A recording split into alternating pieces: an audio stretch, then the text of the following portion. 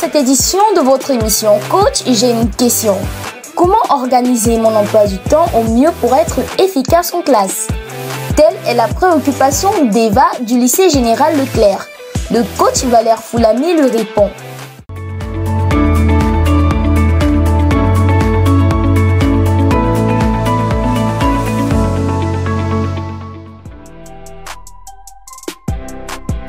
Merci à Eva, lycée général Leclerc, pour cette question. Comment organiser mon emploi de temps au mieux pour être efficace en classe? Oui, l'emploi de temps, c'est l'une des plus grandes catastrophes que j'ai toujours remarqué chez les élèves. C'est-à-dire que vous arrivez dans la chambre d'un étudiant, il a fait son emploi de temps de l'année, il a collé au mur. Vous arrivez dans certaines salles de classe, on a fait les modèles d'emploi de temps, où on colle au mur pour l'année. On commence l'année avec l'emploi de temps de toute l'année, avec maths, physique et bien d'autres. Donc, véritablement, vous allez vous rendre compte que la première conséquence de cette façon de faire, c'est que vous aurez des emplois de temps que vous ne respectez jamais. Vous avez des emplois de temps qui ne respectent jamais, parce que les emplois de temps ne respectent pas un certain nombre, ne respectent pas les standards qu'il faut. Donc, un emploi de temps a des standards qui doivent être respectés. La première chose que vous devez savoir, c'est que quand vous faites un emploi de temps, l'emploi de temps a pour but de vous aider à résoudre les problèmes que vous avez. L'emploi de temps, c'est pas une histoire où on écrit des choses pour afficher. Non. C'est pour vous aider à, c'est pour créer une routine qui va vous permettre, une discipline qui va vous permettre de résoudre les problèmes que vous avez. C'est pour ça qu'un bon emploi de temps doit avoir des informations spécifiques. Venir voir maths, physique, chimie sur un bon emploi de temps, ça ne me chante pas toujours. Par contre, ce que nous recommandons, c'est les emplois de temps dynamiques. C'est-à-dire, parce que ton emploi de temps, tes problèmes varient le jour. Cette semaine, tu peux avoir plus de problèmes en maths. La semaine prochaine, tu as plus de problèmes en physique. Donc, nous recommandons généralement les emplois de temps dynamiques parce que nous croyons que les élèves ont les problèmes qui évoluent, qui peuvent changer d'un trimestre à un autre, d'une semaine à une autre. Et c'est quoi un emploi de temps dynamique? C'est tout simplement un emploi de temps qui se fait généralement de façon hebdomadaire. Et une évaluation se fait le week-end. Et sur la base de cette évaluation, l'emploi de temps de la semaine qui suit est mis en place.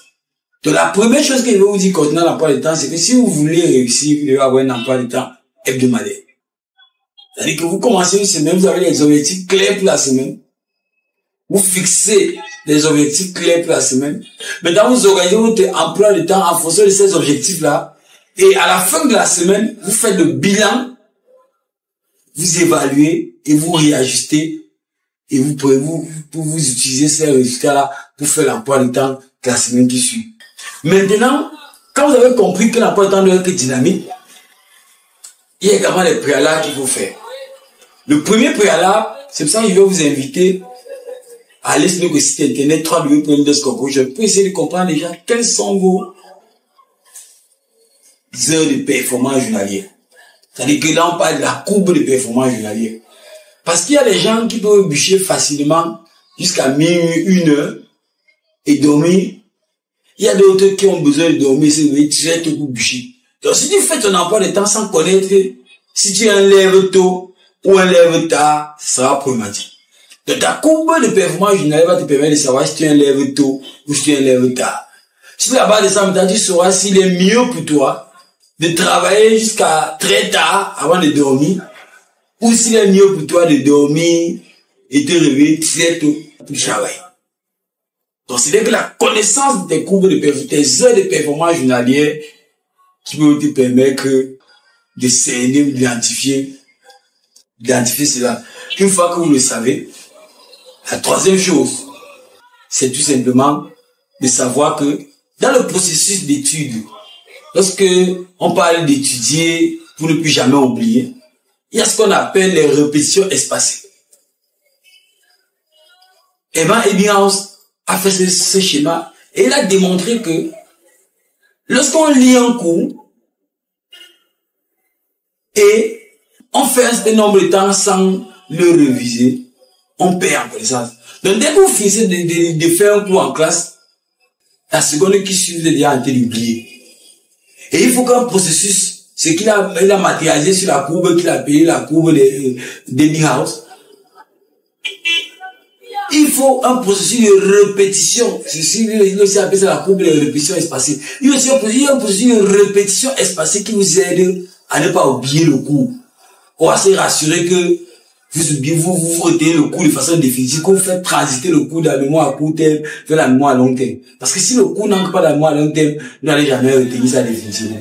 Et pour ce faire, vous devez donc vous rassurer dans votre emploi de temps que, avant d'aller à l'école, vous devez avoir révisé tout ce qu'on a fait à l'école, tout ce qu'on a fait la veille sur les matières que vous avez à l'école. Et avant de revenir le lendemain, vous devez vous rassurer d'avoir révisé tout ce qu'on a fait le jour-là. Ça veut dire que pour quelqu'un qui enlève tôt, ça veut dire que le meilleur moment qu'il travaille, c'était de 3 heures à peut-être 6 heures.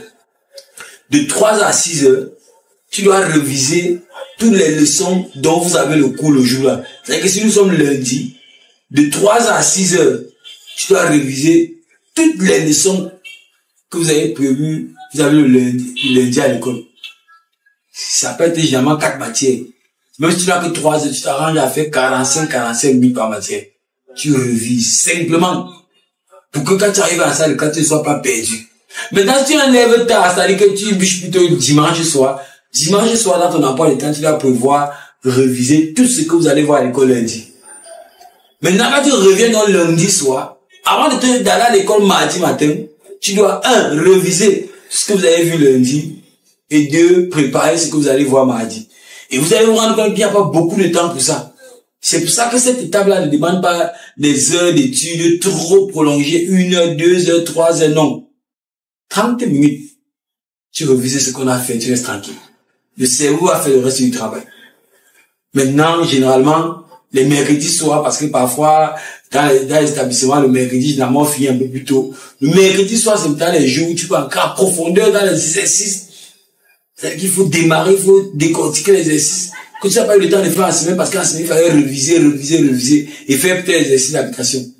Mais maintenant, les mercredis soirs et les week-ends sont les jours où tu maximises sur les trucs compliqués, sur les exercices qui sont compliqués, sur les notions compliquées, sur les démonstrations compliquées. Donc voilà un peu ce que je peux dire en quelque temps pour te permettre de bien gérer ton emploi de temps. 1, tu dois comprendre que l'emploi de temps doit être dynamique, parce que tes problèmes sont dynamiques, c'est-à-dire que tu fais l'emploi de temps chaque dimanche, chaque week-end tu fais une évaluation et tu réagis tout l'emploi de temps. Deuxième chose, tu dois savoir que un bon emploi de temps doit tenir en compte les matières que vous voyez à l'école, c'est-à-dire que le jour avant, le jour après, et pour ça, tu dois connaître quelle est ta courbe de performance journalière pour connaître les heures pendant lesquelles tu dois bûcher.